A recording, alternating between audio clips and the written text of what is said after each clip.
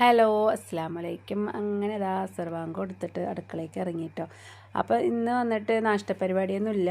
ഇന്ന് ചോറാണ്. അപ്പോൾ എന്താ ജ്യൂസും ഫ്രൂട്ട്സും പിന്നെ കടിയാണ് ഇന്ന് ഉണ്ടാക്കുന്നത്. അപ്പോൾ ജ്യൂസായിട്ട് ഞാൻ പൈനാപ്പിൾ ജ്യൂസാണ് കേട്ടോ അടിച്ചിരിക്കുന്നത്.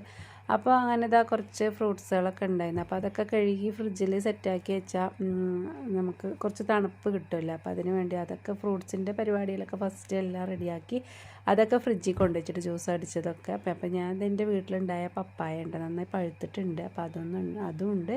പിന്നെ ഞാനിന്ന് അവിൽ മിൽക്ക് ഉണ്ടാക്കുന്നുണ്ട് കേട്ടോ. അപ്പോൾ അവിൽ മിൽക്കിന് ഇപ്പോൾ അവിൽ മിൽക്കിൻ്റെ പൊരിയില്ല, അത് പക്ഷേക്ക് വരുമ്പോൾ കൊണ്ടുവന്നാണ്, പിന്നെ ഉണ്ടാക്കാൻ നോക്കിയിട്ടില്ല. അപ്പോൾ ഇന്ന് അത് ഉണ്ടാക്കാച്ചിട്ട് അതിനുള്ള ഫ്രൂട്ട്സുകളൊക്കെ കട്ട് ചെയ്തിട്ട് നമ്മൾ പഞ്ചസാര ഇട്ട് മിക്സാക്കിയിട്ട് ഫ്രിഡ്ജിൽ വെച്ച് തണുപ്പിക്കുക കേട്ടോ.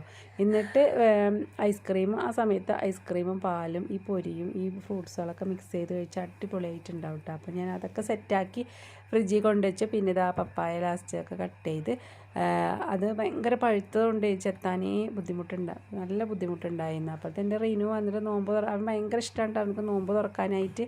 അപ്പോൾ അതിൻ്റെ എന്തൊക്കെയൊക്കെ പറഞ്ഞിട്ട് അവന് പോയിട്ടോ. പിന്നെ എല്ലാം സെറ്റാക്കി ഫ്രൂട്ട്സിൻ്റെ പരിപാടിയൊക്കെ സെറ്റാക്കി ഫ്രിഡ്ജിൽ വെച്ചിട്ട് ലാസ്റ്റാണ് കേട്ടോ ഞാൻ പഴംപൊരി ഉണ്ടാക്കാൻ നിന്നത്. അപ്പോൾ അതിനുള്ള മാവൊക്കെ ഞാൻ നേരത്തെ കുഴച്ച് വെച്ചിട്ടുണ്ടായിരുന്നു. അടിപൊളിയായിട്ട് പഴംപൊരി കിട്ടിയിട്ടുണ്ട് കേട്ടോ. നല്ല പൊങ്ങിയിട്ട് നന്നായി വന്നിട്ടുണ്ട്.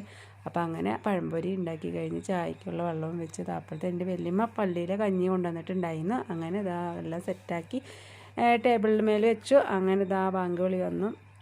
അങ്ങനെ ഞങ്ങൾ എല്ലാവരും കൂടെ ഇന്നലെ നോമ്പ് തുറന്ന് അപ്പോൾ ഇന്നത്തെ നോമ്പ് തുറ വിശേഷങ്ങൾ ഇതൊക്കെയാണ് കേട്ടോ. അടിപൊളിയായിട്ടുണ്ടായിരുന്നു കേട്ടോ. മറ്റേ എന്താ പറയുക, അവിൽ മിൽക്ക്. അപ്പോൾ എൻ്റെ വീഡിയോ ഇഷ്ടമായ ഞങ്ങളൊന്ന് സബ്സ്ക്രൈബ് ചെയ്തൊന്ന് സപ്പോർട്ട് ചെയ്യണേ. അടുത്ത വീഡിയോയിൽ കാണാം.